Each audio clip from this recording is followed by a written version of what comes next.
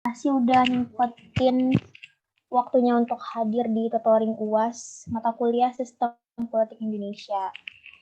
Mungkin teman-teman boleh on cam sebelum kita biar enak gitu untuk visi diskusinya.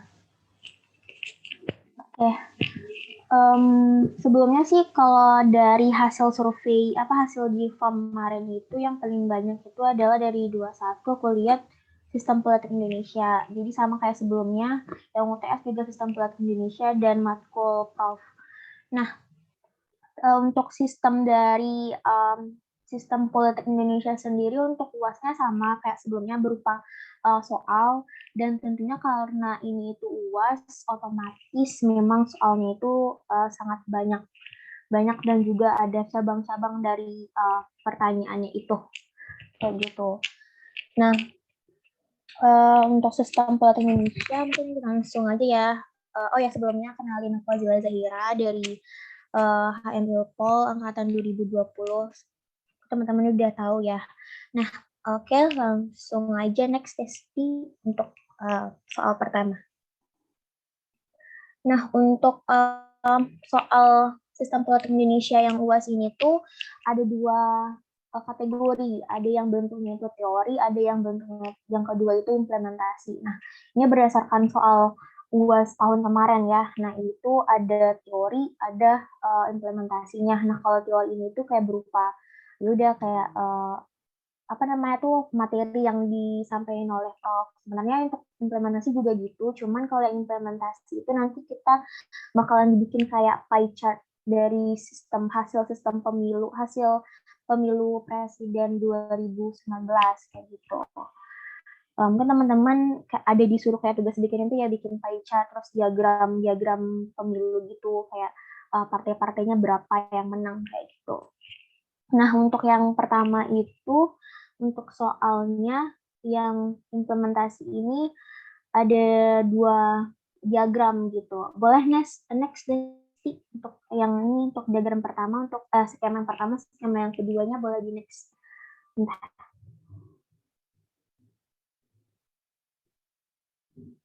Nah, ini untuk skema yang kedua. Nah, ini hampir sama sebenarnya. Skema yang pertama itu kan skema dari David Easton yang Systems Analysis of Political Life kayak gitu. Nah, tapi kalau yang skema yang pertama itu dia lebih terperinci gitu. Jadi ada total environment of political systemnya, terus dibagi dua jadi the intra-societal environment sama the extra-societal environment kayak gitu. Kalau yang skema yang kedua ini tuh dia David Easton juga, cuman lebih dijelaskan satu lebih spesifik gitu. Maksudnya itu dari ada total environment yang intranya dan ekstranya, terus masuk ke the flow of the facts from the environment itu sendiri. Jadi dari dua lingkungan itu dia masuk ke input. Jadi ada masuk ke dalam input itu berupa demands and support kayak gitu.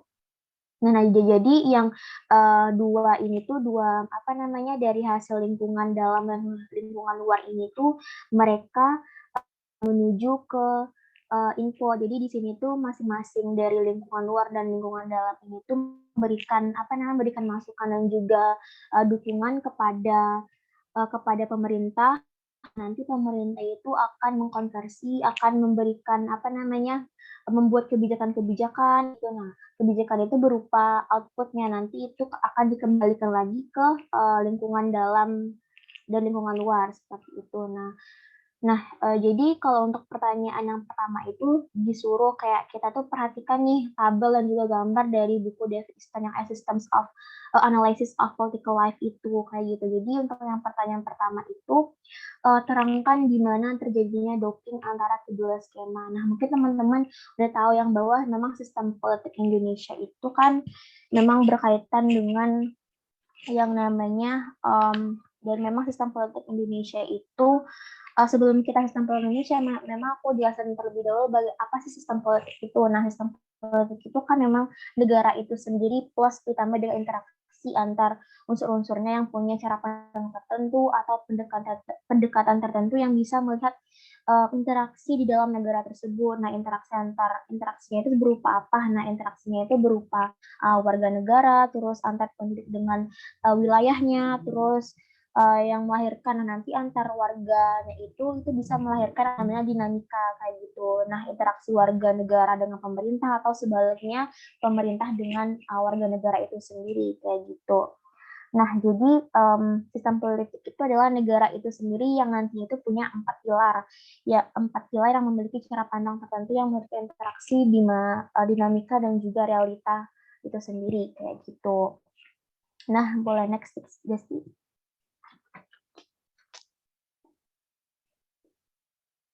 Nah, untuk pertanyaan pertamanya itu, terangkan di mana terjadinya docking antara kedua skema di atas, kayak gitu, skema yang sebelumnya.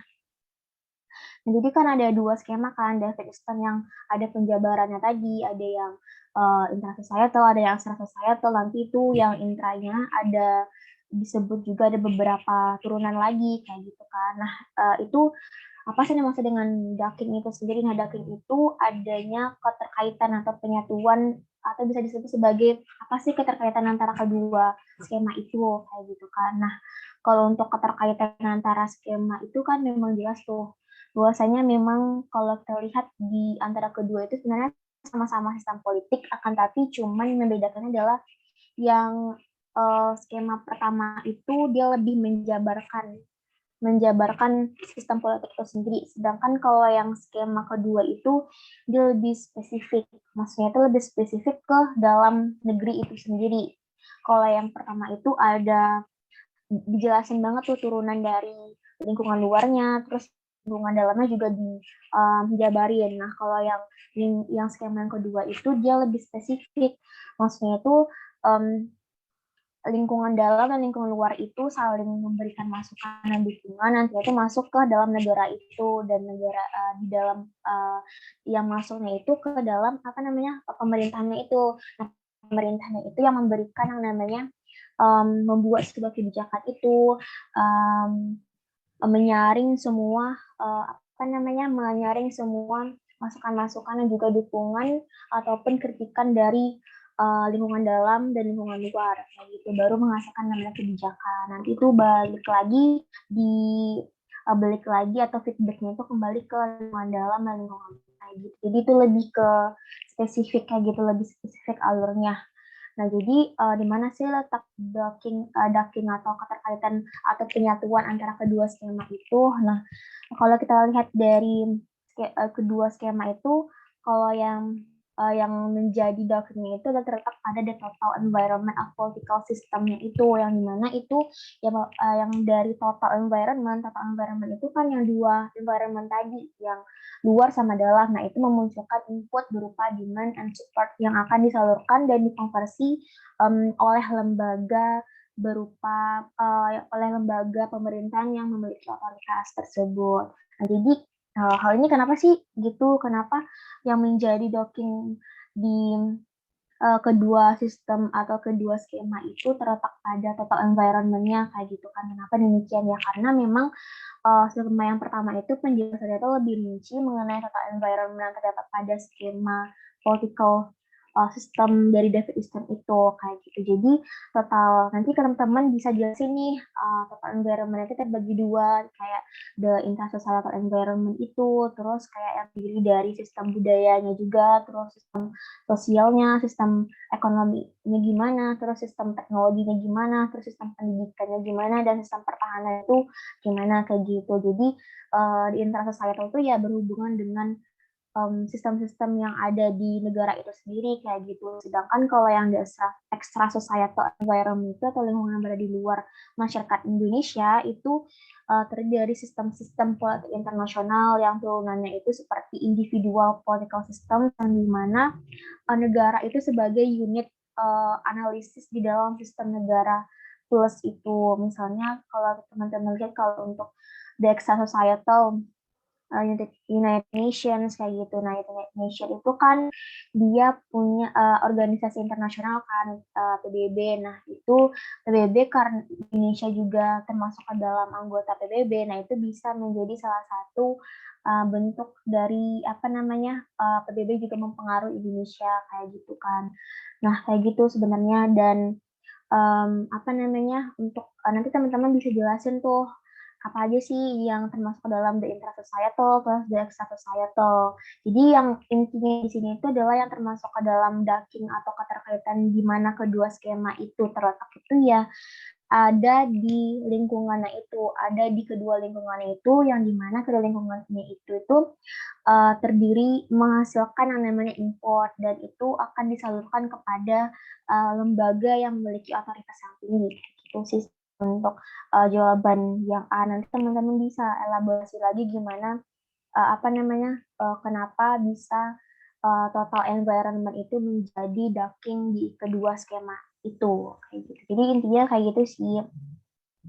Nah, untuk yang B, apabila kotak dari political system itu diganti dengan Indonesian political system, maka di mana sih letak budaya politik Indonesia-nya itu tertampung, jelaskan disertai alasannya. Nah, oke. Kalau untuk menjawab pertanyaan 1B ini tuh, di mana political system misalnya tuh apabila kotak political system itu diganti dengan Indonesian political system, nah di mana budaya politik Indonesia.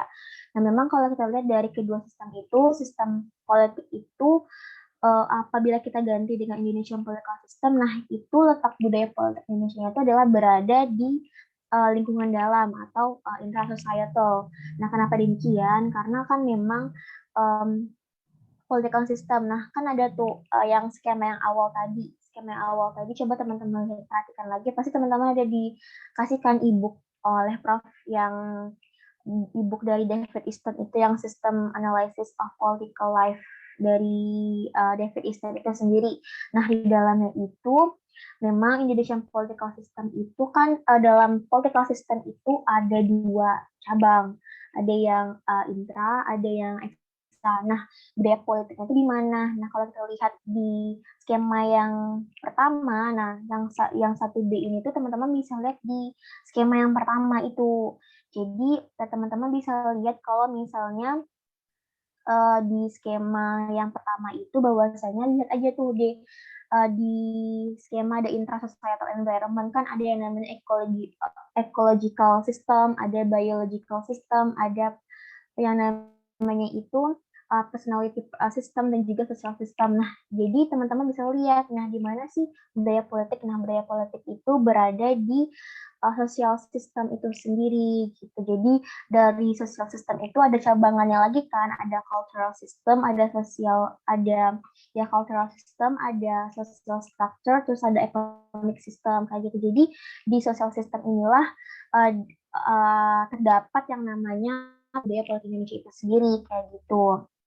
Jadi teman-teman lihat skemanya, pokoknya perhatiin skema dan baca skema itu baik-baik intinya untuk menjawab soal yang 1B ini. Mungkin aku bisa jelasin, nah kenapa sih letak budaya politik Indonesia itu berada di Indonesian Political System. Nah, jadi teman-teman bisa lihat tuh yang tadi udah aku jelasin, yang dimana budaya politik Indonesia itu berada di turunan sistem sosial sistem itu sendiri gitu. Jadi budaya politik ini kan merupakan persepsi masyarakat terhadap kehidupan negaranya, kehidupan bernegara, persepsi mengenai masalah-masalah kekuasaan dan bagaimana sih negara itu dikelola kayak gitu kan. Nah, itu budaya politik. Nah, selain itu budaya politik atau kebudayaan Indonesia ini tuh memang lebih dekat dengan politik Indonesia, seperti ungkapan terkait dengan structure are embedded in culture kan. Nah, yang berarti itu struktur-struktur politik itu hidup di dalam budaya dan tidak lepas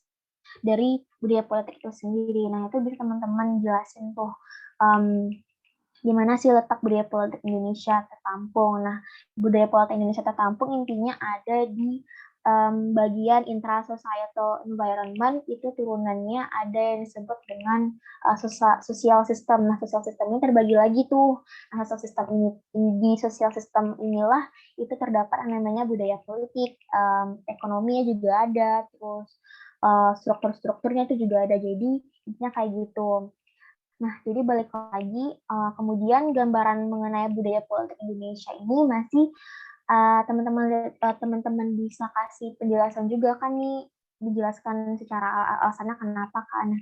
Nanti teman-teman bisa jelasin tuh budaya politik Indonesia itu bagaimana. Nah, budaya politik Indonesia itu memang kalau kita lihat budaya politik itu kan terbagi dua, ada yang parokial, terus ada yang disebut sebagai um, disebut sebagai budaya politik kaula, terus budaya politik partisipan. Nah, kalau di Indonesia sendiri itu budaya politiknya di sini budaya politik Indonesia itu masih ada yang bersifat parokial kaula, ada juga sebagai partisipan kayak gitu. Kenapa bersifat parokial kaula? Karena kan parokial kaula ini tuh artinya masyarakat yang masih ketinggalan dan dalam menggunakan ketinggalan itu berupa misalnya ketinggalan dalam menggunakan hak dan juga memikul tanggung jawab politiknya dikarenakan masih ada pengaruh kebudayaan luar, terus pengaruh penjajahan dan pemikiran yang masih tradisional. Nah, itu budaya parokial kaula. Nah, sedangkan kalau di sisi lain sebenarnya memang Indonesia kan kalau kita lihat dari sistem politiknya itu memang bersifat best practice ya, jadi masih ada sistem-sistem yang masih dianut oleh sistem luar gitu, misalnya dari sistem Amerika, Belanda kayak gitu. Jadi memang masih ada pengaruh penjajahan dan juga pemikiran yang masih tradisional. Nah, kenapa tradisional? Kan memang setiap dalam pemilu aja itu dan untuk pemilihan aja kan gak semuanya merata kan. Nah, misalnya saudara-saudara kita yang berada di timur, nah itu kan masih minim banget untuk pengetahuan tentang hak memilih mereka itu masih kurang kayak gitu. Jadi kalau kita lihat dan kita um, artikan itu memang budaya politik Indonesia itu masih bersifat parokial kaula gitu.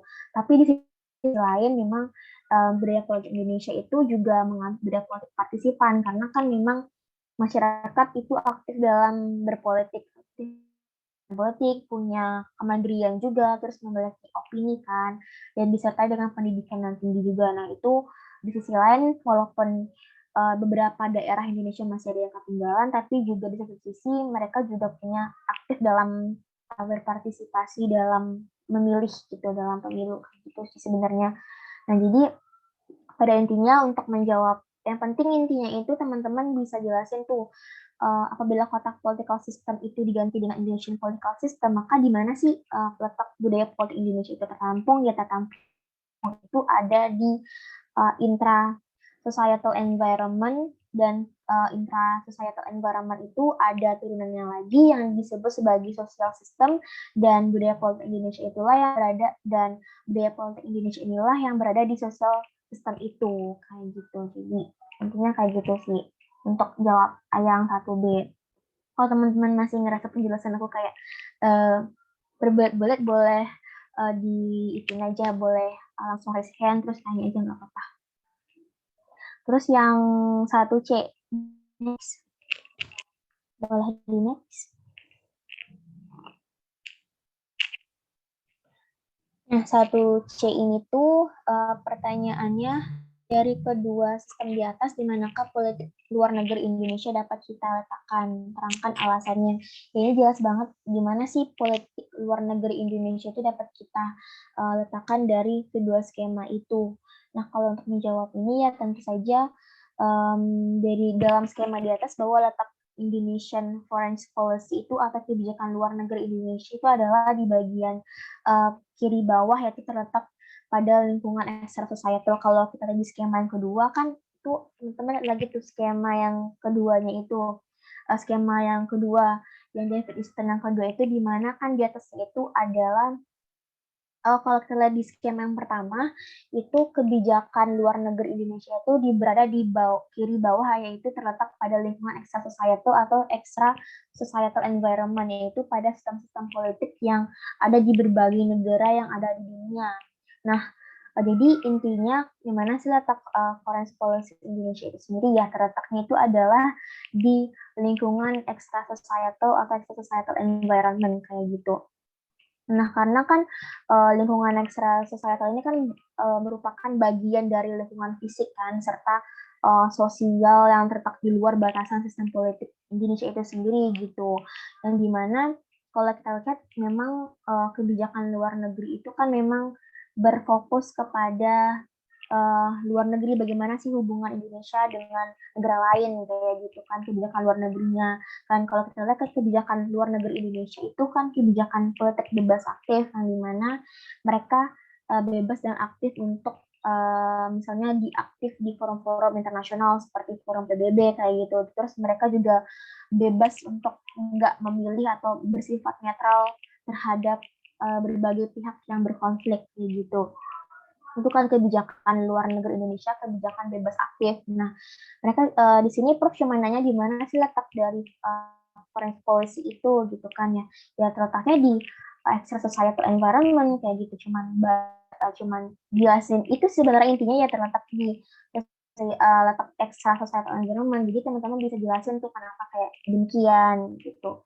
Karena kan memang kayak tadi kebijakan luar negerinya itu memang apa namanya, bahwa di dalam lingkungan ekstra sosial itu kan terdiri dari yang namanya sistem-sistem politik internasional, sistem ekologi internasional, terus sistem sosial internasional. Nah, di sini tuh memang kebijakan luar negeri itu berfokus kepada kegiatan-kegiatan internasional. Jadi makanya memang kebijakan luar negeri itu berada pada di sistem extra societal environment itu sendiri. Misalnya kayak adanya memahami bagaimana sih pola-pola hubungan politik dengan negara lain, terus bagaimana sih Indonesia itu saling bekerja sama dengan negara lain, baik itu bilateral, multilateral, kayak gitu, regional, dan ikut serta dalam organisasi internasional, dan juga membantu negara lain yang terkena dampak perang, penyakit, terus kemiskinan, dan sebagainya yang berhubungan dengan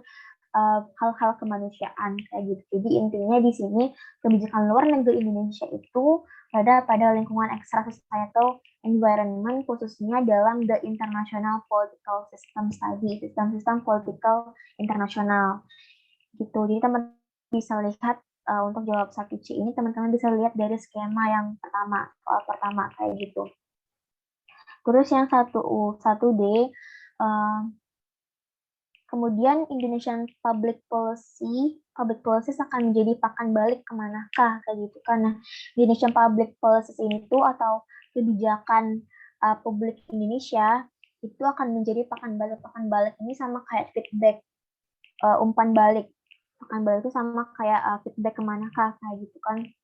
Jadi Indonesian Public Policies atau kebijakan publik Indonesia itu akan menjadi pakan balik ke total environment. Jadi mereka itu akan kembali ke khususnya bagi masyarakat dalam negeri yang ada di Indonesia. Kenapa demikian? Karena kan kebijakan publik itu khususnya di Indonesia kan memang berhubungan sama bagaimana sih pemerintah itu dalam membuat sebuah kebijakan. Nah tentunya dalam membuat kebijakan ini tuh yang diperlukan oleh masyarakat dan ketika pemerintah membuat sebuah kebijakan pasti itu nggak semerta-merta itu atas dasar dari pemerintah itu sendiri, pasti dari masukan atau permasalahan-permasalahan atau masalah-masalah yang terjadi di dalam masyarakat itu sendiri, di dalam warga negara itu. Jadi di sini kebijakan alurnya kayak gini, kan ada total environment, jadi ya kita fokus kepada lingkungan dalamnya aja. Dalam lingkungan dalamnya itu masyarakat itu memberikan alurnya itu masuk memberikan input berupa demands and support gitu kepada pemerintah. Nah, kepada dari masalah-masalah itu misalnya masalah kemiskinan, masalah apa namanya tuh ya masalah kemiskinan, terus bansos kayak gitu. Apalagi kemarin tuh COVID banyak kan, dengan merebaknya COVID itu timbul masalah-masalah di dalam internal masyarakat itu sendiri. Nah, jadi di sini itu masyarakat berupaya untuk memberikan masukan, kritik kepada pemerintah. Nanti di sini tuh pemerintah yang membuat atau menyaring aspirasi dari masyarakat itu mulai dari yang paling urgent sampai yang enggak. Jadi yang paling urgent itu yang bakalan ditimbang lagi oleh pemerintah untuk kebijakannya. Jadi dari hasil kebijakan tadi, hasil dari penyaringan dan proses dari input yang sudah diberikan oleh masyarakat tadi itu itu langsung diproses oleh lembaga-lembaga yang memiliki otoritas tadi. Nah, jadi di sini tuh lembaga otoritas tadi itu memproses permasalahan-permasalahan dan masukan dari masyarakat. Nah, itu akan menjadi sebuah kebijakan baru.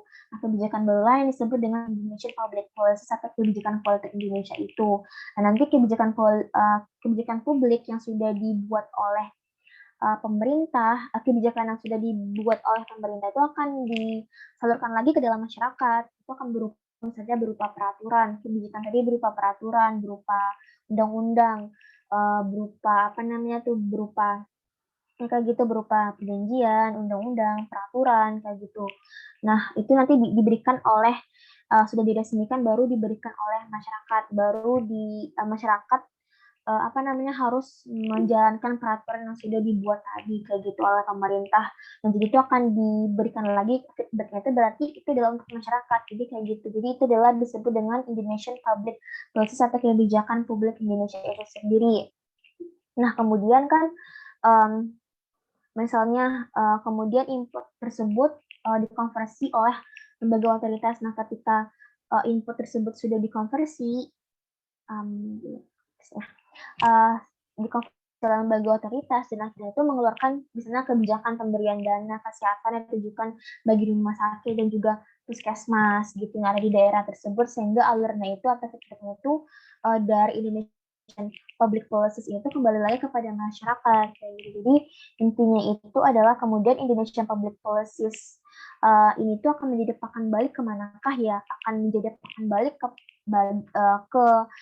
ke lingkungan dalam itu sendiri kepada masyarakat kayak gitu. Jadi tujuan dari pemerintah ini membuat sebuah kebijakan adalah untuk masyarakat itu sendiri, untuk keberlangsungan masyarakat, untuk memberikan apa namanya, untuk memberikan ruang kepada masyarakat untuk bisa lebih aktif lagi dan menyelesaikan sebuah permasalahan yang ada di masyarakat kayak gitu. Jadi intinya adalah Indonesian Public Policy ini tuh pakan baliknya itu akan kembali ke masyarakat itu sendiri atau ke lingkungan dalam itu sendiri kayak gitu. Oke, next.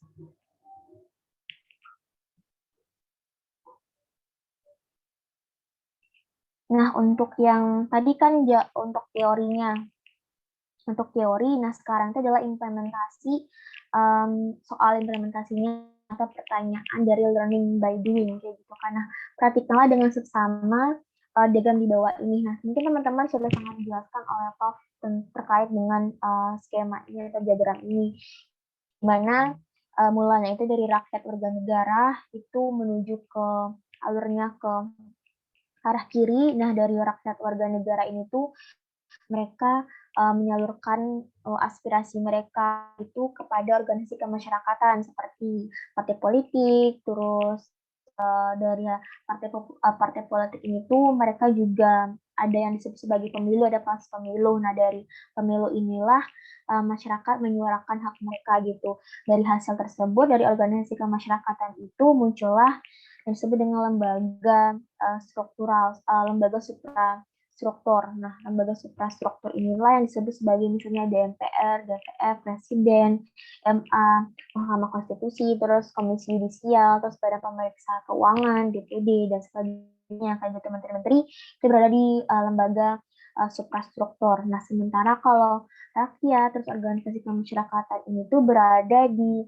lembaga infrastruktur. Nah, ada juga yang disebut dengan lembaga mesostruktur. Nah, kalau kita lihat lembaga mesostruktur ini adalah lembaga struktur tengah itu penghubung antara infrastruktur dan juga suprastruktur kayak gitu. Jadi misalnya contoh lembaga dari mesostruktur itu contohnya kayak ombudsman itu tradisi di negara-negara misalnya kalau kita lihat ombudsman itu adalah lembaga-lembaga yang apa namanya tuh tidak universal tapi menjadi contoh atau menjadi fokus dan bisa memberikan dan tujuan itu bisa menjadi penengah di antara lembaga infrastruktural dan juga suprastruktural kayak gitu. Contoh dari mesostruktur juga banyak misalnya kayak tadi salah satunya sih sebenarnya ombudsman dan juga misalnya kalau untuk ombudsman itu selain contohnya itu ini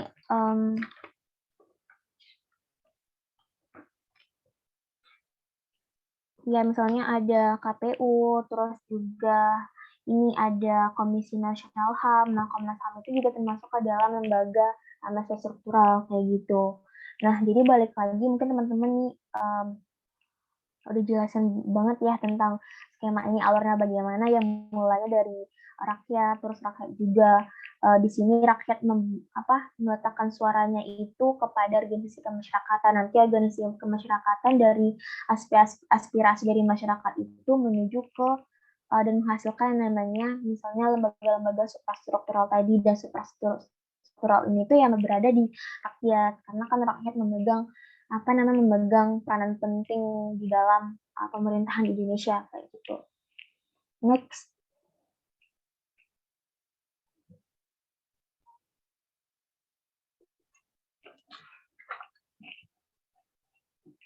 Nah, selanjutnya itu pertanyaan yang by the way-nya itu adalah di sini apakah benar sistem politik Indonesia itu identik dengan negara Indonesia? Terangkanlah persamaan dan perbedaan antara keduanya itu dari Strait Montevideo Convention tahun 1933. Nah, ini jujur ini pertanyaan itu memang seringkali pertanyaan sistem politik Indonesia ataupun dasar-dasar logika itu tuh kadang-kadang itu memang punya pertanyaan diulang-ulang lagi gitu. Ada beberapa pertanyaan yang udah ada sebelumnya dan ada yang belum sama sekali kayak gitu. Atau mungkin pertanyaan UAS yang bentuknya tahun aku mungkin tahunnya kayak gini, tapi mungkin di tahun kalian tuh beda sama jauh sama sekali beda gitu. Pernah kejadian kayak gitu, jadi kayak selama tutoring itu kayak nggak membantu sama sekali kayak gitu jujur. Jadi memang diganti sama sekali oleh Prof kayak gitu. Jadi mungkin ada beberapa yang membantu untuk tutoring sistem politik Indonesia itu beberapa soalnya. Nah, kalau untuk yang pertanyaan 2A itu yang terkait dengan soal implementasi, nah apakah benar bahwa sistem politik Indonesia itu identik dengan negara Indonesia itu sendiri? Ya, jawabannya pasti benar lah, karena memang tadi udah aku jelasin juga bahwasanya sistem politik Indonesia itu identik dengan negara Indonesia, sebab sistem politik itu adalah negara plus dengan interaksi antar unsur-unsurnya yang mempunyai cara pandang tertentu sehingga memunculkan interaksi di dalam negara tersebut, seperti misalnya interaksi antar warga negara, antar penduduk dengan teritorinya atau wilayahnya, sehingga di sini tuh melahirkan dinamika kehidupan yang real, nyata, interaksi warga negara dengan pemerintah, terus juga antar rakyat dengan rakyat, terus antar pemerintah dengan pemerintah, atau antar negara dengan negara lain. Kayak gitu, mereka saling berhubungan satu sama lain.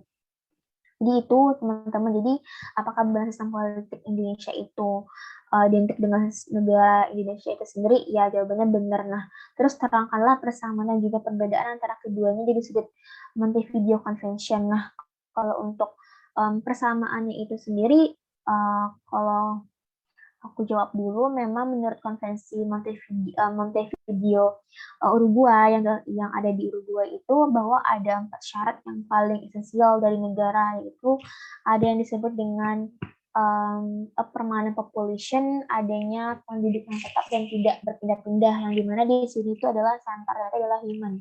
Jadi human atau manusia atau masyarakat itu sebagai santar atau sebagai pusat dari negara itu sendiri. Terus yang kedua itu adalah define territory, di mana ada wilayah atau teritori yang ditentukan atau wilayah yang tetap gitu. Jadi sebagai negara yang utuh, yang negara yang diakui oleh pihak internasional itu harus berdasarkan wilayah yang tetap, wilayah yang sesuai dengan konstitusi dan diakui oleh pihak internasional kayak gitu. Terus yang ketiga ada a government atau ada pemerintahan yang sah kayak gitu. Dan terakhir itu adalah a capacity to enter into relations with other states. Jadi itu ada satu kapasitas atau kemampuan negara untuk melakukan hubungan dengan negara-negara lain kayak gitu. Jadi di sini tuh walaupun sudah punya masyarakat, sudah punya teritori dan sudah punya pemerintahan, tapi belum bisa berhubungan dengan negara lain, belum bisa diakui oleh pihak internasional, nah itu bukan dikatakan sebagai sebuah negara itu sendiri kayak gitu. Nah, jadi di sini persamaan keduanya itu dari sudut pandang Montevideo itu adalah bahwasanya di sini dari 4 syarat yang tadi, maka satu negara atau negara Indonesia itu bisa membuat sistem politik karena Indonesia telah memenuhi keempat syarat menjadi sebuah negara kayak gitu. Jadi salah satu contohnya adalah misalnya Indonesia melakukan hubungan luar negeri nih, hubungan luar negeri dengan negara Malaysia. Nah, di sini tuh mereka bekerja bersama dengan terus juga Indonesia juga telah melakukan hubungan luar negeri dengan Malaysia, terus Indonesia juga bekerja sama dengan China dan ikut serta dalam organisasi internasional. Nah, ini membuktikan bahwa sistem politik itu merupakan negara Indonesia plus ada interaksinya kayak gitu. Jadi itu persamaannya interaksinya dengan Montevideo tadi, yang dimana tadi Montevideo ada 4 syarat kan, ada hubungan-hubungan luar negeri.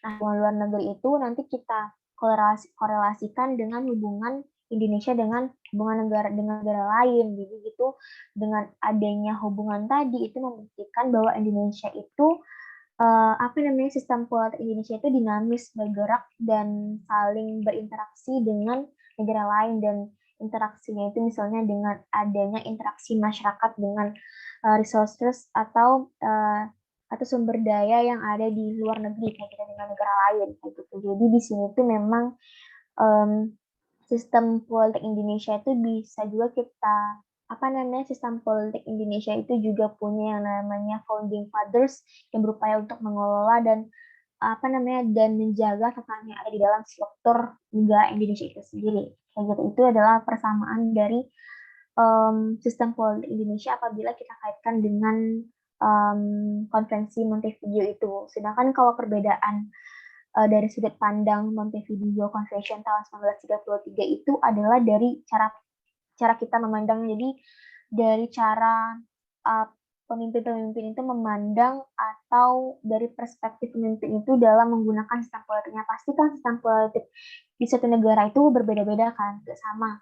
Sistem politik Indonesia ataupun sistem pemerintahan Indonesia itu kan menganut sistem demokrasi presidensial. Sementara kalau kita lihat di Korea Utara, dia punya sistem yang namanya autokrasi, yang dimana itu lebih semua akses kehidupan itu dikontrol oleh presidennya kayak gitu, oleh pemimpinnya. Nah, itu kan berbeda-beda. Jadi di situ perbedaan dari sudut pandang sistem politik Indonesia, kalau kita lihat dari sudut pandang Montevideo itu adalah dari cara memandangnya. Sebenarnya pandangan tersebut tak merujuk kepada negara plus interaksinya, tapi karena adanya beragam cara pandang atau lensa seseorang atau lensa pemimpin itu yang karena pemimpin itu yang menjalankan pemerintahan itu sehingga akan tampak jelas tuh dinamika dan juga aktivitas yang ditimbulkan dari negara itu kayak gitu. Misalnya di sini tuh kan tadi misalnya antara Indonesia dengan Vanuatu yang memiliki pandangan yang berbeda dalam sidang PBB kayak gitu kan. Nah, jadi di sini terkait dengan konflik yang terjadi di Papua, di sini Indonesia kan Vanuatu melihat bahwa di sini tuh warga negara Papua didiskriminasi oleh pihak Indonesia, oleh warga negara Indonesia. Nah, sementara Indonesia berupaya untuk mengamankan dan berupaya untuk tidak Pulau Papua itu diambil oleh Vanuatu itu di sidang kayak gitu karena di sini ada perbedaan sikap dan cara pandang antara kedua negara tersebut dalam melihat konflik atau dalam melihat dinamika yang ada di Papua kayak gitu kan. Di sini Indonesia mengklaim bahwa di Papua tidak ada terjadi kejahatan terhadap manusia dan menuntut Vanuatu karena telah berupaya untuk mengintervensi rakyat Papua. Sementara di sini Vanuatu memandang bahwa Indonesia telah mendiskriminasi rakyat Papua kayak gitu. Nah, jadi di sini tuh memang Indonesia melihat lagi Vanuatu sebenarnya kan memang sebagai sebuah negara itu tidak boleh mengintervensi negara lain atau ikut campur dalam urusan negara lain. Tapi di sini Vanuatu berlandaskan pada karena ada yang disebut sebagai hak menuntut hak asasi manusia. Nah, itu boleh kan. Nah, tapi kayak gitu di sini tuh jadi ada perbedaan cara pandang kayak gitu. Untuk contoh yang lebih lebih lebih gampangnya lagi cara pandang itu ya tadi kayak misalnya sistem politik Indonesia demokrasi kayak gitu, sistem pemerintahannya demokrasi, sistem pemerintahannya itu presidensial, terus sistem yang dianut atau kategori demokrasi di Indonesia itu nggak terlalu tinggi kayak gitu kan. Sementara kalau kita lagi ke utara Cina itu kan dia nggak menganut sistem demokrasi, lebih ke sosial. Kalau Cina sih sekarang tuh lebih ke kapitalis, tapi memang masih ada unsur-unsur sosialis di dalamnya kayak gitu. Jadi memang dari sudut pandang itulah, jadi perbedaannya adalah dari cara pandangnya kayak gitu. Tadi persamaannya untuk kalau kita lihat dari sudut pandang Montevideo itu dilandaskan pada persamaan ada 4 syarat tadi, ada masyarakat, ada penduduk, ada masyarakat atau penduduk, ada wilayah, terus ada pemerintahan dan ada hubungan dengan negara lain. Nah, itu persamaannya. Sementara kalau perbedaannya itu adalah dari cara pandang satu negara dengan negara lain dalam melihat bagaimana sih sistem politik yang cocok di negara mereka kayak gitu. Kayak gitu sih untuk 2A. Terus next.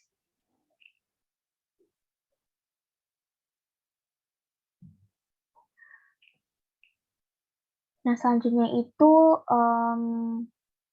yang 2B. Nah, bisa dikatakan bahwa sistem politik itu merupakan negara plus interaksi para warga negara, warga dengan pemerintahnya, warga dalam mengelola sumber daya dan interaksi dengan negara-negara lainnya. Benarkah terangkan hingga jelas kesimpulannya, benarkah konsep sistem politik itu lebih dinamis daripada konsep negara? Bagaimana menurut saudara? Nah, jadi di sini tuh yang pertama teman-teman bisa jelasin, bisa jawab dulu, benarkah di sini itu sistem politik itu negara plus interaksi antar warga negaranya? Ya, pasti benar lah ya kan. Karena pengertian dari sistem politik itu yang seperti sudah saya jelaskan tadi, memang negara plus itu negara plus ditambah dengan interaksi antar unsur-unsurnya yang bersihkan makhluk hidup sebagai warga negara yang punya pikiran, terus hati dan perilaku yang saling berinteraksi satu sama lain kayak gitu, dan juga mereka itu saling berinteraksi dalam mengisi lembaga-lembaga negara atau pemerintahan. Contohnya interaksi antar warga dengan negaranya adalah itu masyarakat menanamkan cinta tanah air dengan memperingati hari 17 Agustus kayak gitu. Itu kan antara warga dengan negaranya kayak gitu. Mungkin bisa juga kayak interaksi antar warga dengan warga dengan negaranya, kayak misalnya memperingati hari-hari besar, terus juga ikut serta dalam setuju dan pro terhadap pemerintah kayak gitu. Itu bisa jadi salah satu interaksi antara warga dengan negaranya. Terus interaksi warga dengan pemerintahnya seperti uh, rakyat mematuhi protokol kesehatan di tengah pandemi, karena tujuannya itu adalah untuk menjauhi dari COVID. Nah, itu kayak warga di sini tuh mematuhi segala kebijakan yang dibentuk oleh pemerintah kayak gitu. Terus interaksi manusia dengan resources. Jadi di sini bagaimana interaksi manusia dengan sumber daya alam yang ada gitu. Di sini bagaimana sih manusia atau masyarakat Indonesia itu dalam mengelola lahan dan memproduksi menjadi satu produk yang dapat diperjualbelikan gitu. Yang dimana dalam konteks ini itu sebagai warga negara kita harus menjaga alam kita kan, nggak boleh dieksploitasi secara besar-besaran, nggak boleh ada pembunuhan hutan, terus menjaga ekosistem kita juga, ekosistem lingkungan kayak gitu. Itu merupakan salah satu interaksi manusia dengan sumber daya alamnya kayak gitu. Nah, terus di sini interaksi warga negara dengan negara tadi, interaksi negara dengan negara, misalnya di sini mengharapkan hubungan internasional seperti dengan pengakuan dan juga kemampuan Indonesia dalam menyelenggarakan hubungan dengan negara lain, misalnya dalam bidang ekonomi, perdagangan, misalnya perdagangan bebas, terus hubungan perdagangan dengan Amerika, Cina, kayak gitu. Terus ada yang sosial, hubungan dengan negara lain dalam bidang sosial budaya dan juga politik, misalnya dalam sosial budaya saling uh, apa sosial budaya misalnya itu ini itu memperluaskan atau memperlihatkan kepada dunia internasional mengenai budaya-budaya yang kita miliki, kayak gitu. Misalnya forum-forum internasional, kayak gitu kan. Terus di bidang politik, bagaimana Indonesia menjalin hubungan atau membantu negara-negara lain dalam misi perdamaian di PBB gitu. Misalnya konflik-konflik yang terjadi di Syria, Timur Tengah. Nah, itu kan Indonesia aktif dalam memberikan bantuan persenjataan, terus juga apa namanya tuh ikut serta dalam memberikan atau bantuan dan juga di apa namanya tuh memberikan bantuan-bantuan berupa dana, juga berikan bantuan berupa makanan, terus juga seperti itu dan lain sebagainya kayak gitu kan, aktif dalam misi perdamaian kayak gitu. Jadi di bidang politik. Nah, sehingga di sini kenyataannya memang benar bahwa sistem politik itu merupakan negara plus yang menghargai interaksi, dinamika, dan juga realita dalam semua bidang kehidupan tadi. Karena kan memang interaksi tersebut akan membuat sistem politik itu akan menjadi lebih hidup dan seperti itu, karena kan memang yang namanya sistem politik itu kan nggak stagnan, nggak diem. Kalau misalnya diem berarti itu uh, dapat dikatakan sistem politik itu lebih mati atau bisa dapat kita nggak sama sekali berjalan dalam kehidupan di suatu negara, karena apalagi Indonesia juga menganut sistem demokrasi, terus lebih mengenai yang namanya kebebasan. Nah, itu yang dapat dikatakan bahwa sistem politik itu akan menjadi lebih hidup dan bergerak, yang atau disebut dengan istilah dinamis kayak gitu, atau living system kayak gitu. Nah terus benarkah konsep sistem politik itu lebih dinamis daripada konsep sebuah negara? Ya, kalau kita lihat memang konsep sistem politik itu, mungkin teman-teman bisa lihat kayak gini, sistem politik tadi kan negara plus interaksinya, ada interaksinya, dan memang itu adalah lebih dinamis. Kalau kita lihat konsep negara tanpa sistem politik itu nggak akan berjalan sama sekali. Berarti intinya di sini benarkah konsep sistem politik itu lebih dinamis? Benar, karena sistem politik itu adalah terdiri dari interaksi, dan tanpa sistem politik sebuah negara itu tidak akan berjalan gitu. Jadi intinya di sini konsep negara dapat kita ketahui bahwa tadi negara punya masyarakat, punya pemerintahan, punya yang namanya teritori, tapi tanpa sistem politik, tanpa ada yang namanya dasar struktur, kan dapat kita ketahui bahwa balik lagi sistem politik itu adalah strukturnya tadi. Ada struktur yang sebagai fondasi dari sebagai fondasi dari negara itu berdiri kan. Nah, jadi memang di sini sistem politik itu lebih dinamis dibandingkan negara, karena negara itu memang negara dapat bergerak itu karena adanya masyarakat di sini tuh, kayak terus juga sistem pemerintahnya itu akan terus menerus apabila negara itu berganti kabinetnya, nah itu maka politiknya itu akan berganti juga gitu sesuai dengan kebijakan dan peraturan yang dibuat oleh pemimpin atau pemerintahan di memang di sini kesimpulannya itu bahwasanya proses sistem politik itu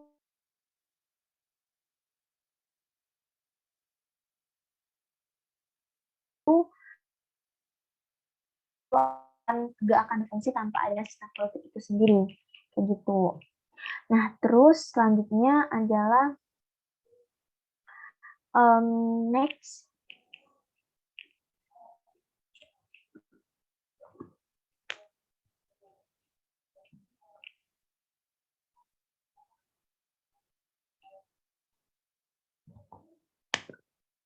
Oke, selanjutnya itu adalah pertanyaan nomor 3. Nomor 3, nah ini sebenarnya tuh instruksi sih sebenarnya, implementasi tadi. Nah, teman-teman mungkin aku mau tanya dong kepada teman-teman terkait dengan Prof pernah nggak sih bikin tugas tentang pie chart gitu? Pie chart hasil pemilu 2019 ataupun 2000 berapa? Ya 2019. Pernah, Kak. Oh, pernah ya. Nah, dari tugas itu di sini tuh Prof minta lagi nih yang namanya tuh ada instruksi buat teman-teman kayak bikin pie chart gitu, terus tapi di sini tuh banyak banget apa namanya ketentuan-ketentuan untuk teman-teman bikin pie chart itu sendiri. Nah, kayak gitu yang instruksi pertama itu gantilah kotak-kotak 8 lembaga negara dalam skema dengan lingkaran yang sama besar satu sama lain. Lingkaran MPR tetap dengan lingkaran terputus atau broken line itu. Nah, jadi teman-teman untuk menggantinya itu tuh kan ada tuh skema merah putih tadi.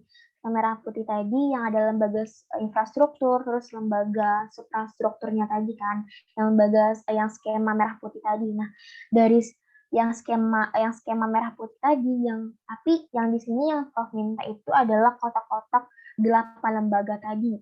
Misalnya yang kotak-kotak 8 lembaga itu adalah MPR, terus ada MPR, BPK, MK, MA, Komisi Yudisial, terus DPD, DPR, Presiden, Wakil Presiden. Nah, itu ada 8 lembaga negara karena jadi di 8 lembaga negara dalam sistem skema yang sama besar satu sama lain itu yang ada kotak-kotak 8-nya itu kalian ubah menjadi pie chart itu sendiri. Nah, terus ada komposisi faksi-faksi yang diberi warna indikatif partainya masing-masing, yakni misalnya ini kan berdasarkan hasil pemilu 2019 kan, jadi di sana tuh nanti ada PDIP.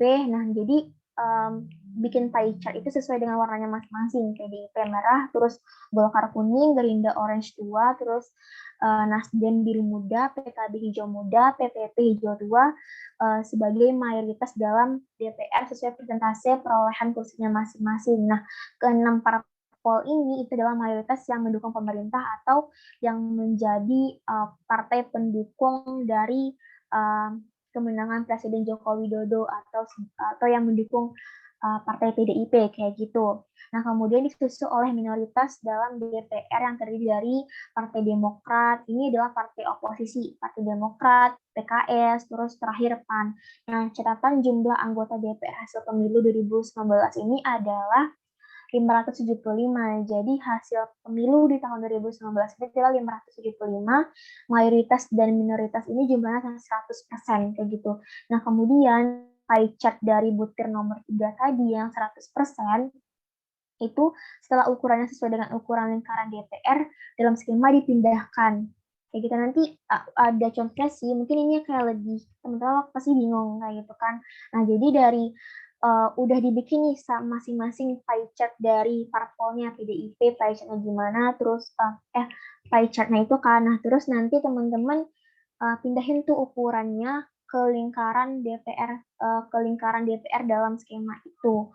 Nah, terus nanti lingkaran presiden, wakil presiden ini diberi warna merah 75% dan hijau muda 25%. Kayak gitu. Tapi sebelumnya ini teman-teman ada dikasih tugas nggak sama Prof? Kayak gini sebelumnya, tapi atau mungkin berupa pie chart doang atau mungkin ketentuannya sama kayak ini, kayak UAS ini.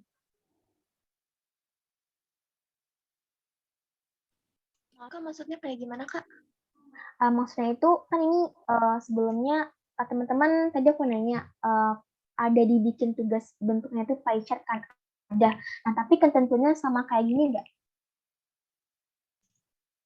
Iya, Kak, sama. Sama persis banget kayak gini.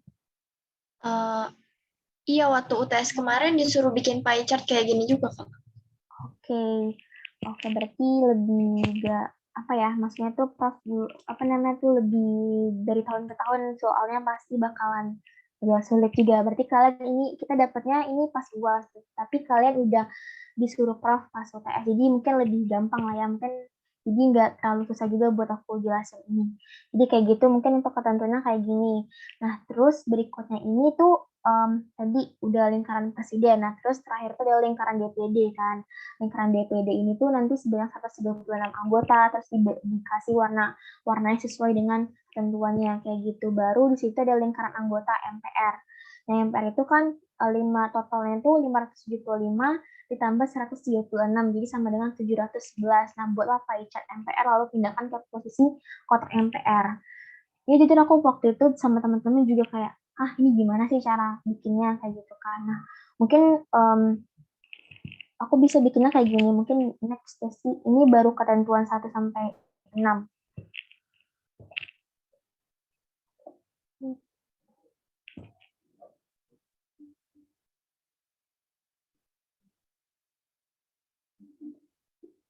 Nah, untuk ketentuan selanjutnya itu kan tadi udah ada SMP MPR, nah sekarang BPK.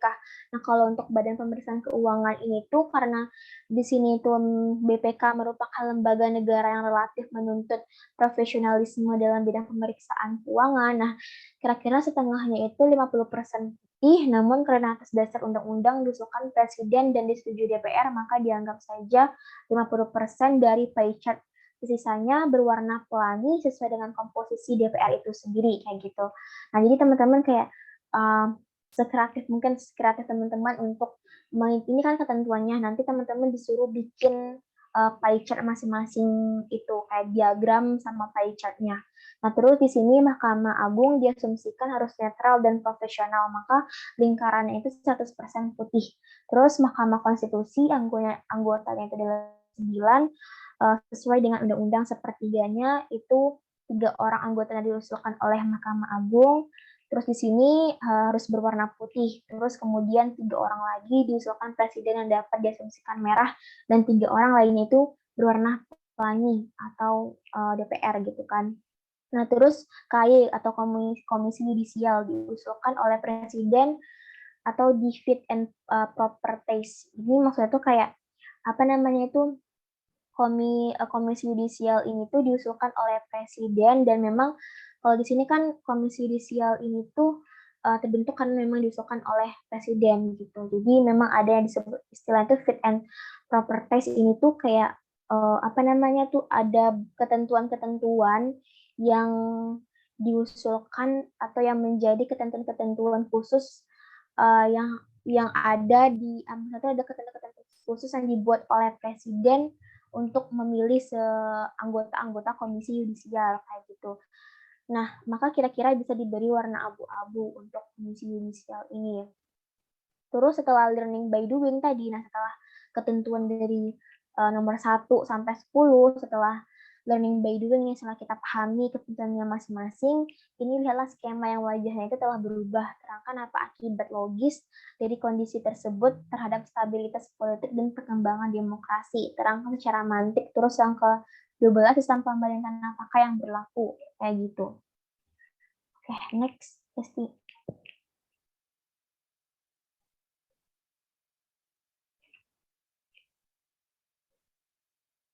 Nah, ini untuk pie chart dari DPR 2019.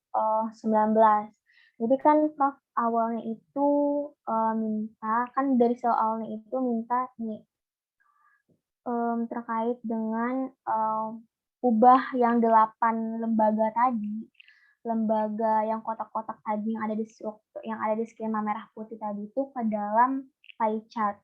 Jadi itu yang pertama pie chart DPR 2019. Jadi bentuknya tuh kayak gini.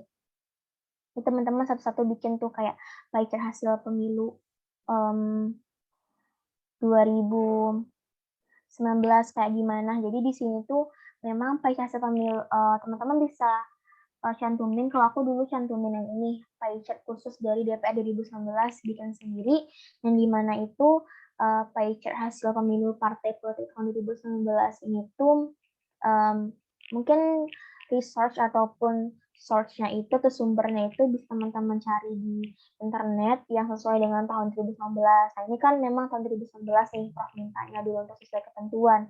Jadi mulai dari PDIP berapa, terus Golkar, Gerindra, Nasdem, PKB, Demokrat, PKS, PAN, PPP. Nah, ini harus sesuai dengan warna yang diminta sama Prof. Nah, warnanya itu kan memang dari warna logonya atau logo partai itu sendiri kayak gitu. Nah, ini semuanya totalnya. Terus yang kedua, lingkaran presiden, kan tadi ada ketentuan. Jadi teman-teman harus perhatiin lagi tuh ketentuan-ketentuannya masing-masing. Lingkaran presiden itu merah 75% dan wapres atau wakil presiden itu hijau 25%. Terus lingkaran DPD 136 anggota warna abu-abu dan lingkaran komisi yudisial urusan presiden di fit and proper taste oleh DPR itu warna abu-abu gitu. Jadi kayak gini kan. Jadi teman-teman disuruh bikin lingkaran gitu, terus nanti dari lingkaran ini semua itu bakalan digabungin, akan dibentuk menjadi sebuah skema yang merah putih tadi gitu. Nanti di akhir teman-teman bakalan tahu bentuknya kayak gimana. Next.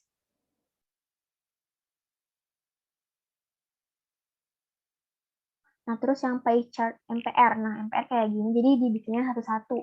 Nah, MPR karena tadi berapa 81%-nya itu adalah kalau MPR itu kan pie chart MPR itu keanggotaannya itu adalah dari DPR dan juga DPD. Berarti DPR karena kursinya itu adalah 575, maka sedangkan DPD itu 136, maka di sini tuh untuk persen itu DPR 81% dan DPD itu 19%, karena kan memang untuk lingkaran itu adalah 100% kan kalau untuk diagram itu sendiri.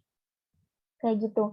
Nah, sementara kalau untuk pie chart sendiri atau badan pemeriksaan pie chart untuk badan pemeriksaan keuangan, nah itu keanggotaannya itu adalah masing-masing 50%. Nah, kalau badan pemeriksaan keuangan itu kan tadi menurut ketentuan Presiden dan DPR itu 50%. Sedangkan kalau untuk profesionalisme dari badan pemeriksaan keuangan, kenapa ada profesionalisme di sini? Karena memang keanggotaan keanggotaan BPK itu kan memang badan pemeriksaan keuangan yang memiliki akuntabilitas, memiliki badan yang profesionalisme. Jadi di sini tuh dari materi yang Prof jelasin di sini tuh kalau keanggotaan BPK itu terdiri dari Presiden dan DPR, terus dipilih oleh Presiden dan DPR, terus 50% adalah profesionalisme, diberi warna putih dan pelangi untuk Presiden dan juga DPR 50%. Ini teman-teman sesuaiin aja sama ketentuannya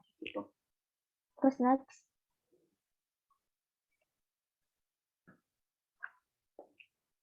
Nah, selanjutnya untuk ketentuan yang selanjutnya itu adalah lingkaran Mahkamah Agung. Nah, tadi kan dari ketentuannya itu memang untuk Mahkamah Agung di sini tuh harus netral. Harus netral karena kan di sini yang namanya Mahkamah Agung untuk mengadili seseorang, kayak mengadili tindak kejahatan, nah itu pasti kan harus netral dan profesional. Makanya di sini tuh 100% putih kayak gitu, di situ warnanya sesuai dengan ketentuannya tadi. Terus untuk yang pie chart MK atau Mahkamah Konstitusi, nah keanggotaan MK itu seperti keanggotaannya itu berjumlah 9 orang, tapi masing-masing sepertiga, itu dari DPR 3 orang, usulan dari Mahkamah Agung 3 orang, dan usulan dari Presiden 3 orang. Jadi kalau untuk warnanya itu kita sesuaikan lagi, usulan Mahkamah Agung itu 3 orang, kalau untuk Presiden itu kalau MA itu warnanya putih, Mahkamah Agung kan di sini saya tadi warnanya putih. Kalau usulan Presiden itu warnanya merah, sementara kalau yang DPR yang warna kenapa pelangi, kenapa pelangi? Karena kan memang di situ kita sesuaiin sama logo atau warna partai masing-masingnya, masing-masing dari DPR itu sendiri. Nah, 3 orang. Jadi masing-masing keanggotaan Mahkamah Konstitusi itu adalah masing-masing 3 orang atau sepertiga. Nah, kayak gitu. Next, boleh next.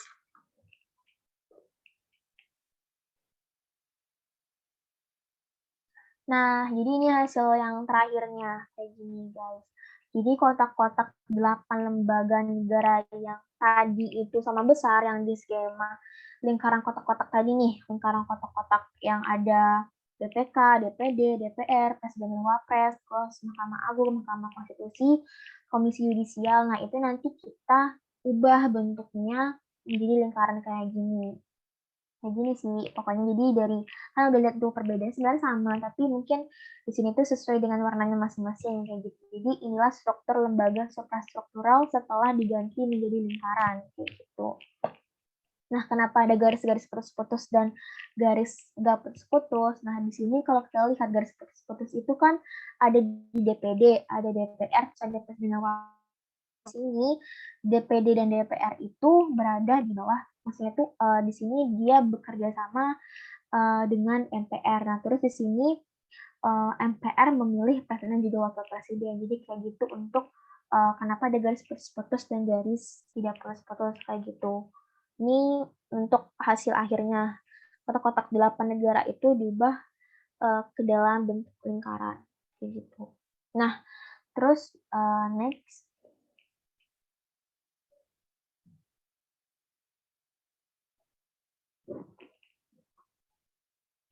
Oke, nah untuk pertanyaannya nih setelah kita learning by doing, setelah kita bikin pie chart-nya, terus kita bikin lingkaran-lingkaran per masing-masing lembaganya itu. Nah, ini skema yang tadi bentuknya kotak-kotak sekarang udah berubah, sudah diganti menjadi bentuknya tuh lingkaran dan berwarna-warna gitu kan. Nah, terangkan lalu apa sih akibat logis dari kondisi tersebut terhadap stabilitas politik dan perkembangan demokrasi di Indonesia, terangkan secara mantik kayak gitu. Nah, dari setelah kita lakukan pergantian itu, setelah kita ganti dan setelah kita setelah kita learning by doing, maka apa sih stabilitas dan apa sih efeknya terhadap stabilitas di Indonesia kayak gitu kan. Nah, jadi teman-teman bisa lihat jawabnya kayak gini. Akibat logisnya itu kita bisa mengetahui lebih detail warna dari masing-masing lembaga perwakilan rakyat tersebut.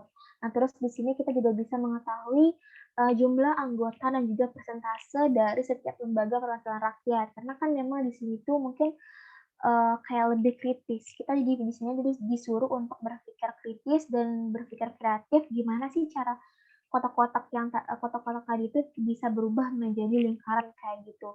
Terus apa sih esensinya? Terus dari kotak menjadi lingkaran itu apa sih stabilitas ya politik dan juga perkembangan demokrasi di Indonesia kayak gitu kan. Nah, jadi memang kalau di sini aku bikin akibat logisnya itu bisa tahu bahwasanya memang setiap masing-masing lembaga yang ada di Indonesia itu memiliki yang namanya logo dan juga warna kekuatan warnanya masing-masing dari lembaga rakyat itu sendiri. Terus juga kita juga bisa mengetahui jumlah anggota dan presentasi dari setiap lembaga perwakilan rakyat secara jelas gitu.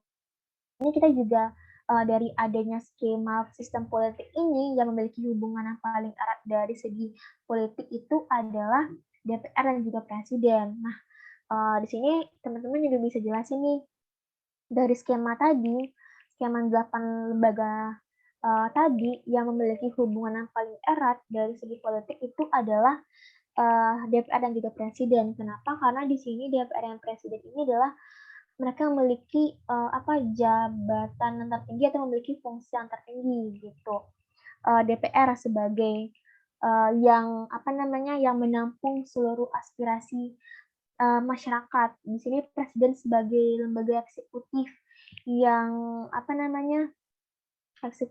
menjalankan pemerintahan itu sendiri gitu, yang memantau segala aktivitas dari kinerja lembaga-lembaganya. Sementara kalau untuk DPR, Dewan Perwakilan Rakyat itu tanpa adanya DPR tentu pasti kemana aspirasi dari masyarakat itu akan ditampung kayak gitu. Jadi di sini DPR sebagai lembaga legislatif, sebagai lembaga yang membuat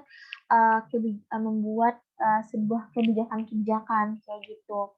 Nah, terus di sini dengan banyaknya kabinet, ya kita tahu kan bahwasanya di sini dari partai-partai tadi, dari pie chart hasil pemilu tadi kan itu kita berfokus ke tahun 2019 kan, dari pemilu 2019 ke 2020 sampai 2024. Jadi dengan banyaknya kabinet pada tahun 2019 sampai 2024 ini, Presiden Jokowi ini berupaya memberikan kepercayaan kepada partai pendukung, begitupun kepada pihak lawannya yaitu Partai Gerindra. Jadi di sini memang ada satu partai yaitu Partai Gerindra yang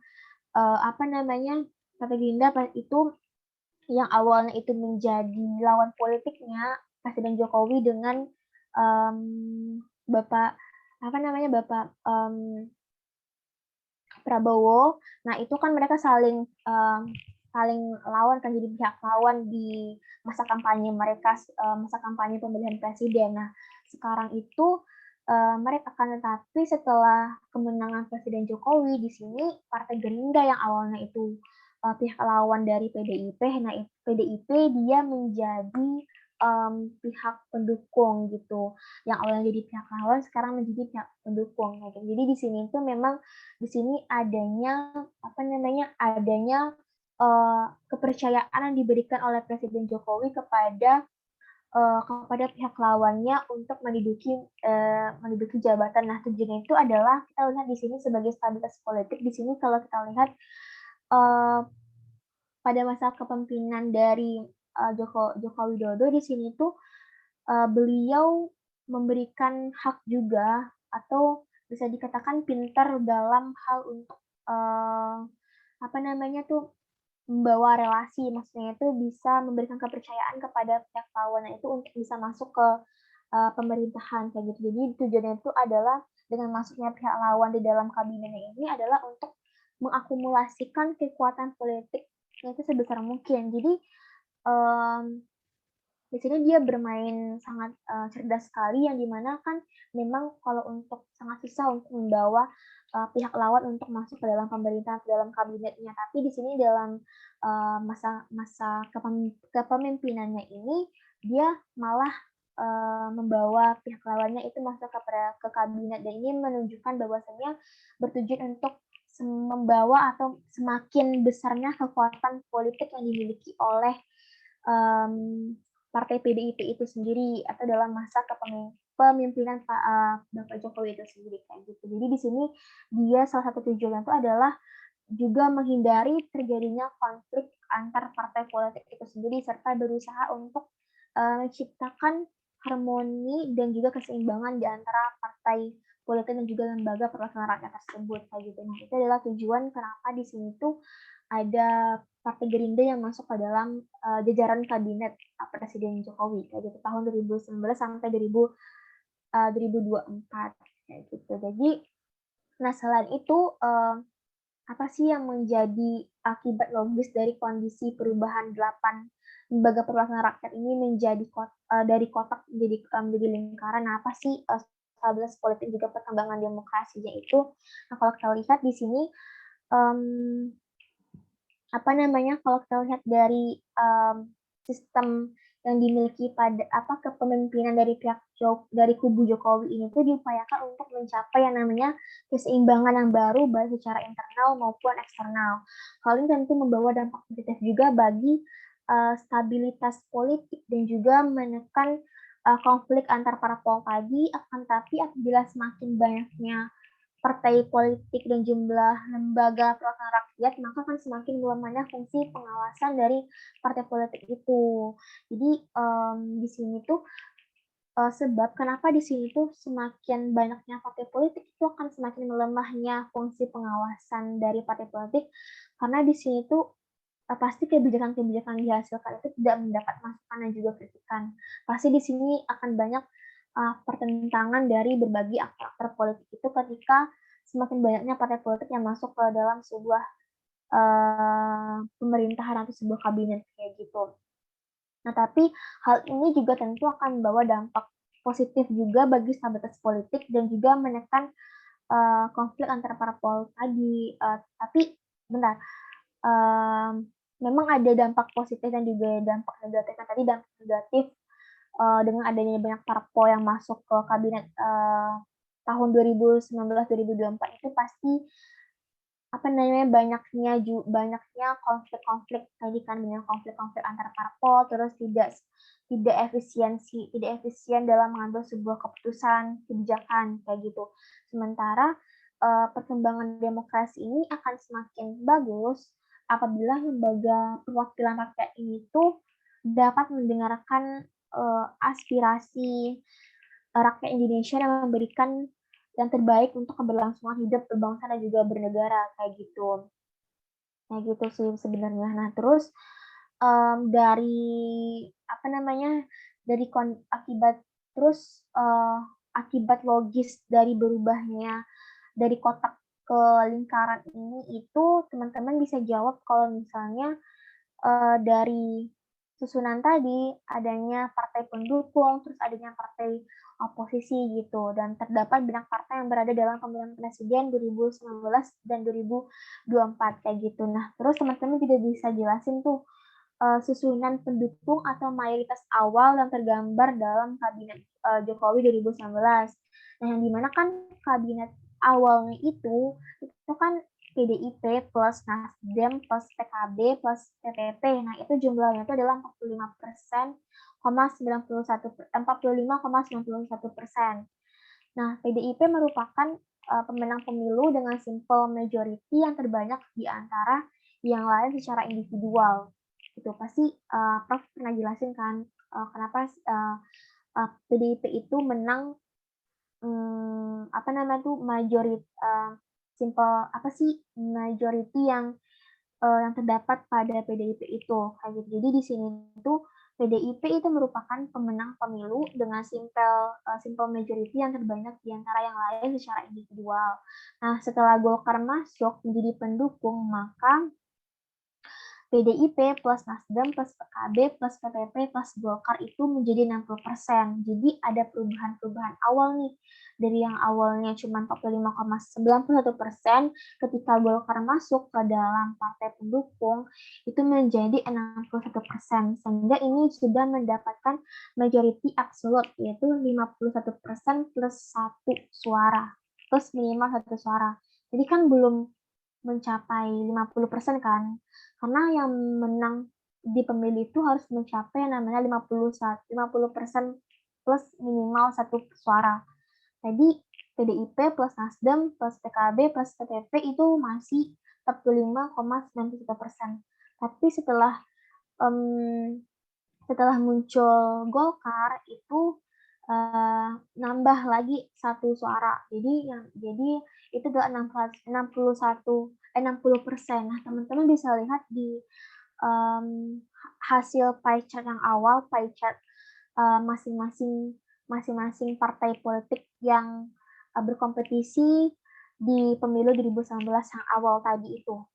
Jadi kemudian Gerindra bergabung untuk mendapatkan posisi di lembaga perwakilan rakyat seperti Prabowo yang menjadi Menteri Pertahanan, dan di sini juga ada gak hanya Menteri Pertahanannya itu Prabowo saja, tapi di sini juga ada satu pemimpin lagi yang masuk ke dalam kabinet Jokowi, yaitu adalah Bapak Sandiaga Uno yang menjadi Menteri Pariwisata dalam kabinet Jokowi, sehingga hal ini menyebabkan majority di DPR itu menjadi terlalu besar.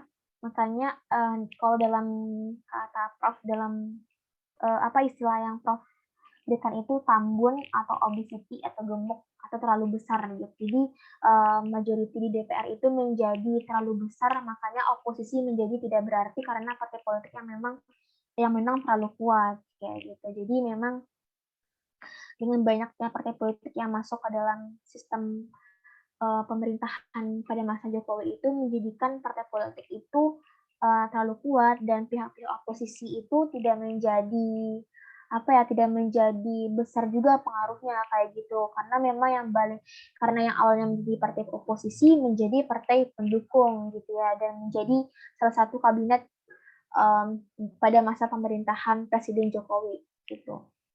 Nah, sementara yang menjadi pihak oposisinya banget itu ada 3, Demokrat, PKS, sama PAN gitu. Jadi komposisi di dalam DPR hasil pemilu 2019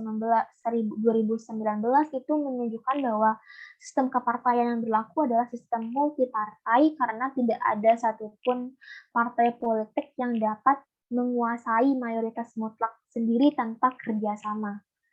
Jadi aku ulangi lagi, karena memang jadi sistem kepartaian yang berlaku pada masa hasil pemilu 2019 ini itu adalah sistem multipartai, karena tidak ada satupun partai politik yang dapat menguasai mayoritas mutlak sendiri tanpa kerjasama. Ya dong, karena kan di sini PDIP apa namanya tuh mereka bekerja sama kan. Ada Nasdem tadi, ada PKB, ada PPP, terus plus juga Golkar. Nah itu di kelima partai itu mereka kalau kita gabungin itu baru bisa mencapai 50% plus 1. Nggak ada di sini PDIP yang menang sendiri gitu. PDIP yang mendapatkan suara 50% plus 1, nggak ada. Jadi di situ multi partai karena tidak ada satupun partai politik yang dapat menguasai mayoritas mutlak sendiri tanpa kerjasama. Kalau ada satu partai politik yang dapat menguasai mayoritas mutlak sendiri tanpa ada kerjasama, itu disebut dengan sistem partai one party system. Jadi di sebuah negara itu hanya ada satu partai yang menang gitu ya, satu partai yang berdiri, kita itu baru disebut dengan sistem partai yang bisa sebuah sistem partai yang bisa menguasai seluruh mayoritas tanpa ada kerjasama. Kalau di Indonesia dan hasil dari hasil pemilu 2019 dari hasil kotak menjadi lingkaran ini tuh dia bentuknya itu adalah sistem multipartai karena tidak ada satupun partai politik yang dapat menguasai mayoritas mutlak sendiri tanpa kerjasama. Sehingga di sini PDIP hanya pemegang simple majority. Kalau menjadi batas mutlak, maksudnya itu di sini tuh PDIP hanya pemegang simple majority gitu. Dan dan ada kerjasama dari berbagai partai-partai politik. Jadi hasilnya itu adalah 50% plus minimal 1 suara baru bisa diperoleh dengan kerjasama antara 2 kekuatan atau lebih kayak gitu. Nah, jadi dari 8 lembaga perwakilan rakyat di atas atau yang sudah saya jelaskan tadi, dari ke-8 lembaga perwakilan rakyat tadi itu diketahui orientasi politiknya itu adalah hanya di DPR. Kenapa hanya di DPR orientasi politiknya? Karena di sini tuh kalau kita lihat Komisi Yudisial itu dia mengawasi Mahkamah Agung, Mahkamah Konstitusi dan juga hakim-hakim tidak diketahui diketahui orientasi politiknya secara pasti. Jadi di sini orientasi politik yang pasti itu adalah DPR karena DPR di sini itu adalah dari berbagai partai-partai politik. Dan orientasi politiknya pasti berbagai macam. Orientasi politiknya itu dilihat dari visi misi dari masing-masing partai politik itu. Misalnya Demokrat visi misinya apa, PDIP visi misinya apa. Nah, mereka itu memiliki orientasi, memiliki visi misi politik tertentu gitu. Sementara kalau Komisi Yudisial itu dia hanya mengawasi Mahkamah Agung, Mahkamah Konstitusi dan juga hakim-hakim yang tidak diketahui orientasi politiknya. Atau cuman hanya berpatokan dan berfokus kepada tugas-tugas masing-masing kayak gitu.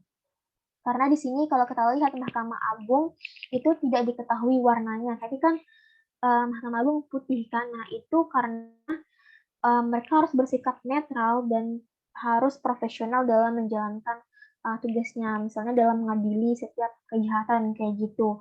Dan jumlahnya pun harus ganjil dan juga di sini Mahkamah Agung juga tidak mempunyai partai gitu. Jadi di sini yang hanya mempunyai orientasi politik itu adalah DPR karena terdapat partai-partai itu berbeda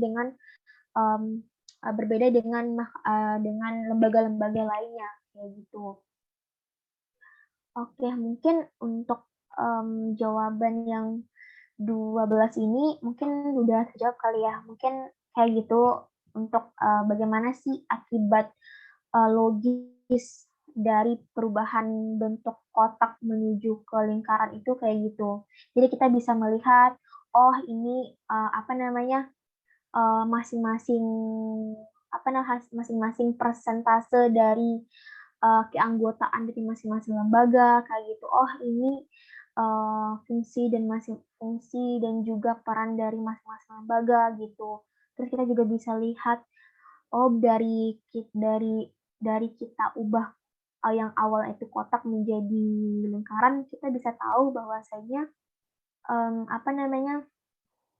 kita bisa tahu bahwasanya memang di lembaga yang ada di Indonesia itu sangat banyak sekali dan memang memiliki fungsi dan perannya masing-masing kayak gitu. Kita juga tahu bahwasanya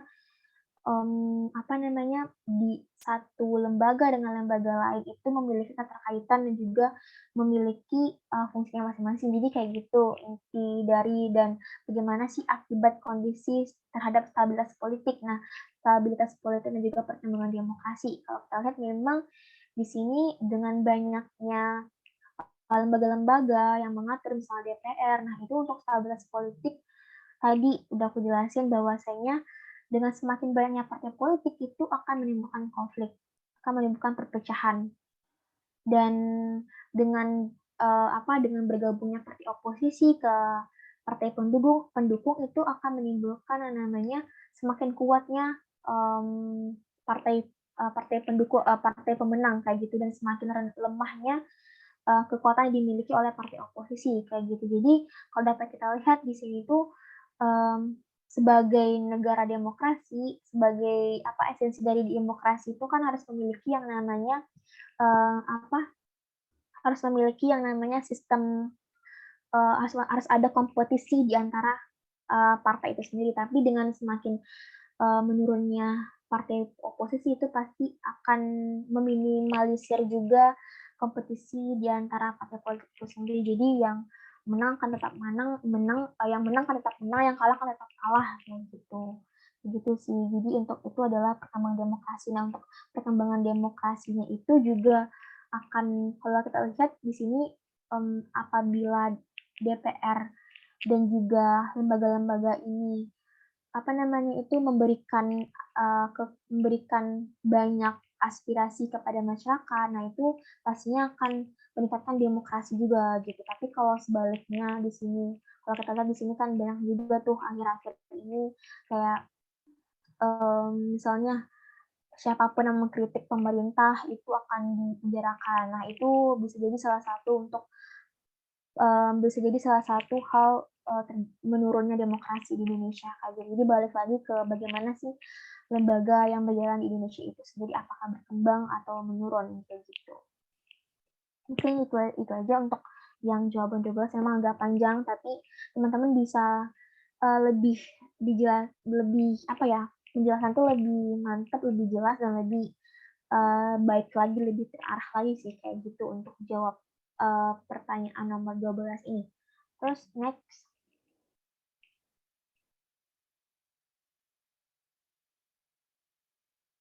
Yang terakhir, untuk soal terakhir itu ya, terus bagaimana sih sistem pemerintahan yang ada di Indonesia? Apakah sistem pemerintahan apa sih yang berlaku di Indonesia itu?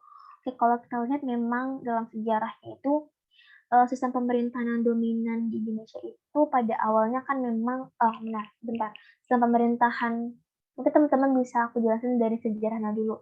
Kalau sistem pemerintahan dominan yang berlaku di dunia itu kan memang sistem parlementer di Inggris dan juga sistem presidensial di Amerika Serikat. Nah, sehingga di sini itu menciptakan yang namanya best practice yang mendunia. Akibatnya kedua sistem tersebut itu berpengaruh kepada konstitusi yang ada di Indonesia dan juga negara-negara lain. Nah, kalau di Indonesia sendiri,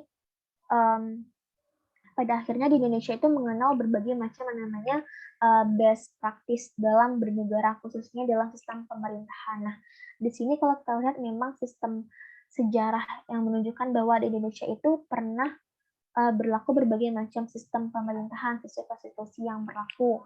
Nah, pada awal pemerintahan setelah proklamasi kemerdekaan 17 Agustus 1945 itu memakai sistem pemerintahan presidensial, itu periode dari 1945 sampai 1949, itu sistem presidensial.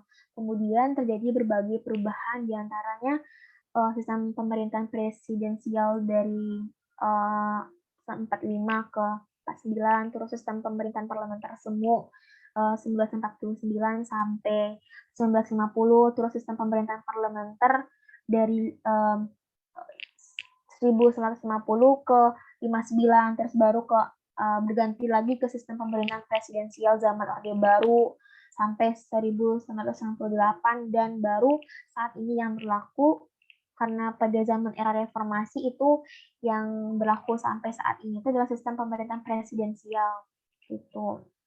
Nah, jadi sistem presidensial inilah yang menjadi sistem pemerintahan Indonesia yang berlaku sampai saat ini. Di mana sistem presidensial itu adalah sistem negara yang dipimpin oleh presiden, dan di mana presiden dan wakil presiden ini dipilih secara langsung oleh rakyat melalui pemilihan umum. Diatur dalam pasal 6A ayat 1 perubahan Undang-Undang Dasar 1945, dan presiden dan wakil presiden ini memiliki masa jabatan tetap 5 tahun, diatur dalam pasal 7 perubahan Undang-Undang Dasar 1945. Kayak gitu teman-teman bisa jawabnya. Terus dan sistem pemerintahan berlaku teman-teman bisa lihat lagi di internet. Pasti pokoknya intinya adalah sistem pemerintahan yang berlaku itu adalah sistem presidensial, dan di dalam menjalankan pemerintahannya itu presiden ini dibantu oleh menteri.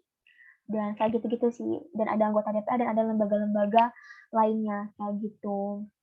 Mungkin itu yang dapat aku sampaikan terkait dengan tutoring sistem politik Indonesia. Next.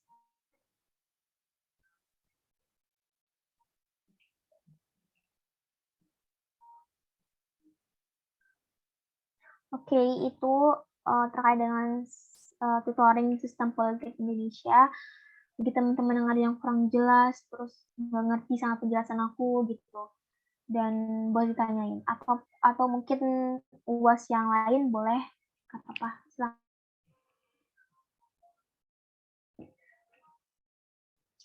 Terima kasih banyak Kak atas penjelasannya Kak. Iya, sama-sama Panca. Oh ya teman-teman yang belum isi absensi, tolong diisi ya guys. Kalau kurang jelas mungkin teman-teman bisa lihat recordnya lagi di YouTube HM nantinya.